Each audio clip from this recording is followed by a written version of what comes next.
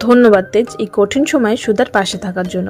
তরিতা সুযোগ বুঝে কানন দেবীকে সুধার সেই ভিডিওটা দেখিয়ে দেয়, কিন্তু কানন দেবী নিজের চোখে দেখার জন্য রাত হওয়ার অপেক্ষায় থাকে। এদিকে তেজেরও সন্দেহ হওয়ায় সেও জেগে থাকে। এরপর সে রাতে যখন সুধার বিছানা চেক করে তখন সেখানে সুধার পরিবর্তে বালিশ ও কাঁথা দেখতে পায়, কিন্তু তার লোকেশন দেখায় রান্নাঘরে। এরপর সে রান্নাঘরের উদ্দেশ্যে রওনা দেয়। ওদিকে কানন দেবীও সেখানে হাজির হয়ে যায়। সুধা কানন দেবীকে দেখেই চমকে যায়।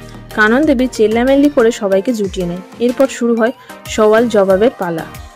আর সেই সুযোগেই তরিতা একে একে সবাইকে সুধার ভিডিওটা দেখিয়ে দেয়। সুধা ক্ষমা চায় ঠাম্মির কাছে, কিন্তু তিনি কোনো কথাই শোনেন না। সুধাকে শাস্তি দিতে চায়, কিন্তু সুধা বলে সে যে কোনো নিয়মই ভাঙেনি, কারণ সে বাড়ির বাইরে যায়নি। কিন্তু কানন দেবী তো কানন দেবী, তিনি বলেন আমি কোনো কথাই শুনতে চাই না। তরিতা আরও তাল লাগিয়ে বলে তোমার কিসের এত টাকার দরকার যে তোমাকে কাজ করে খেতে হবে।